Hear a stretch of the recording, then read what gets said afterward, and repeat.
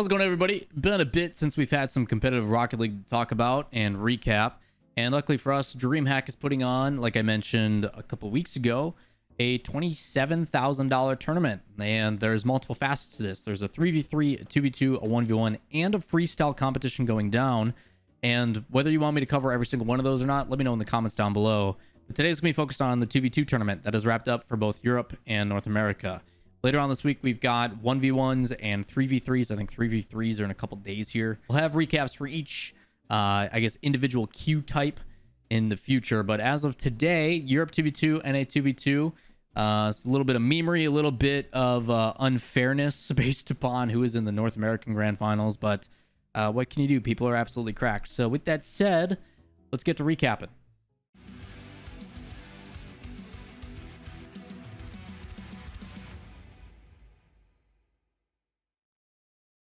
What's up, everybody? Lawler here, inside source for all things Rocket League. Before we get into stuff, first and foremost, I saw a post by Tkin_22 on the subreddit.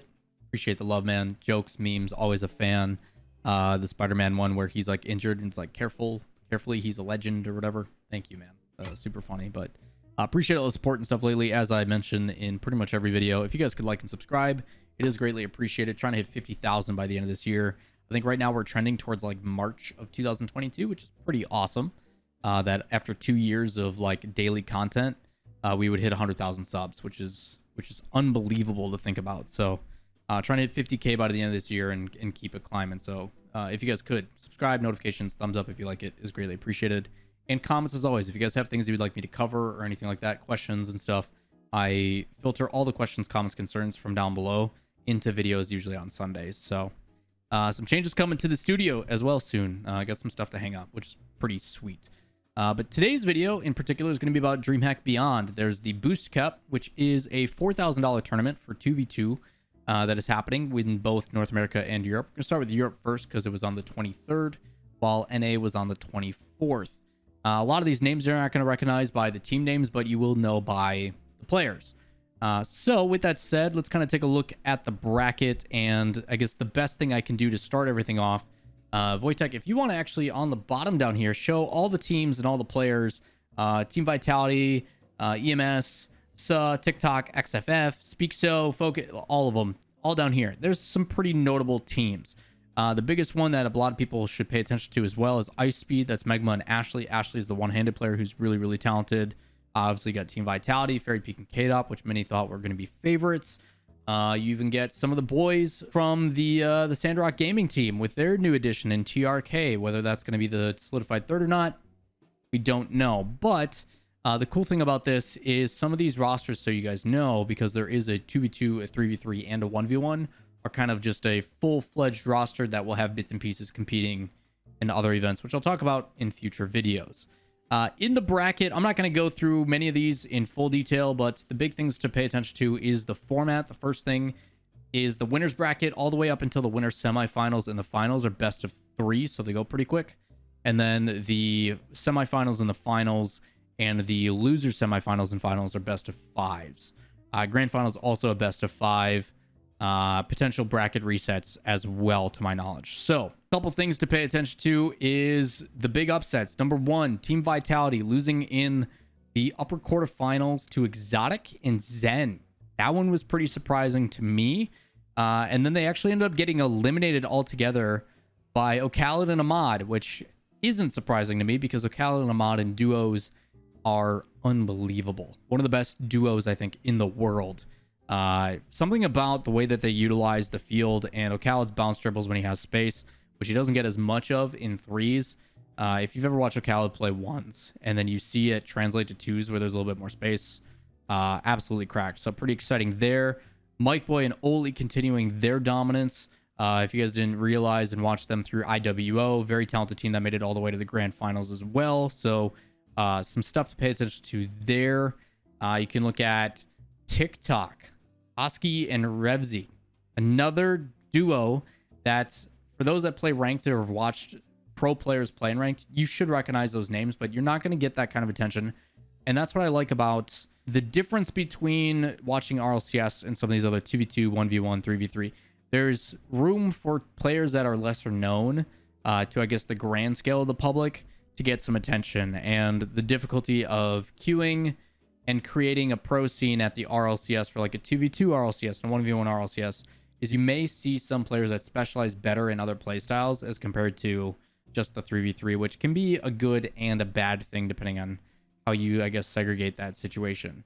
Yukio and his best friend did not do all that great. Unfortunately, they got 0-2'd immediately and were out. German Amigos didn't do all that great as well.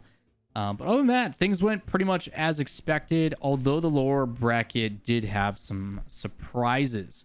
Ocelon and Though did get eliminated early on, but they did lose to the team that made it to the winners finals in Mike Boy and Only. So a lot of Netherlands players knocking each other out. But yeah, as things kind of go across, other than Team Vitality get knocked out, I did expect Cal and Ahmad to do a little bit better. The loser semifinals, they do get knocked out by Suh until Suh does get knocked out by TikTok, which is the Oski and Revzy kind of surprise. And while I'm talking through this, you guys are probably seeing highlights of some of the pretty crazy plays that went down until we get to the grand final, which less colloquial, and I sorry if I butcher that, of Exotic and Zen going up against TikTok, which is Oski and Revzy, and it is a 3-0 clean sweep. Exotic and Zen, whatever it is about twos, they understand the half rotation challenge game, applying pressure and utilizing space, and they just absolutely dominate. All these games pretty one-sided, 5-3, 5-1, 8-2, and it's not even close, which seemed to be the theme of the 2v2s. There is some teams that just really stand out and understand the playstyle of how to play twos, which is pretty much turn off brain, ball chase, win everything. Think like Giants in the fall split of RLCS, where they just challenge everything in front of the net. You don't have a chance to get boost or to breathe, and they overwhelm you, and that is exactly what happens in twos. So Exotic and twos, man, enjoy your free win. If you get lucky enough to be an SSLQ in twos and Exotics on your team, enjoy a W. It's pretty much how it goes. So really good play. Unfortunate for TikTok, they do get swept after some surprising results on their half. We then go to North America 2v2s, and again, same thing. We're going to show all the teams below. And the best part about this is we are finally getting some South American love. We're getting some players that normally we don't get to see also signing up for this because it was open to everyone. There was no limitations for signups. You just had to know that your ping was going to suck if that was the circumstance. So we got some fun things with True Neutral, with Razebull and Shad showing up. You also got some additional eyes on some of the players like Seabass and Spider from Flashes of Brilliance. Not that they were recently picked up for 72 PC. Toasty and LJ showed up. But the one that everybody needs to know is there was two certain players on two different teams, so 4 players total, that I really paid attention to. Number one was going to be Two Piece and Chronic. Very talented players. Chronic still being a little bit younger, and not enough people really know about how good Chronic is. Two Piece obviously has gotten some attention lately.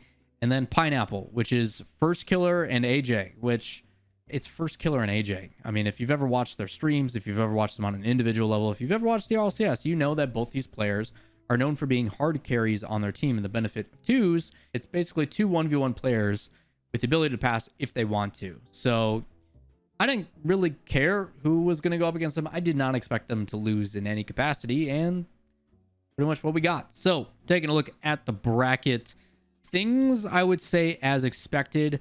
Pineapple doesn't drop a single game until the upper bracket final, where they lose one game to randoms. Other than that, they are perfect. They do not drop a single game, not in the grand final, not in the upper quarters or semis.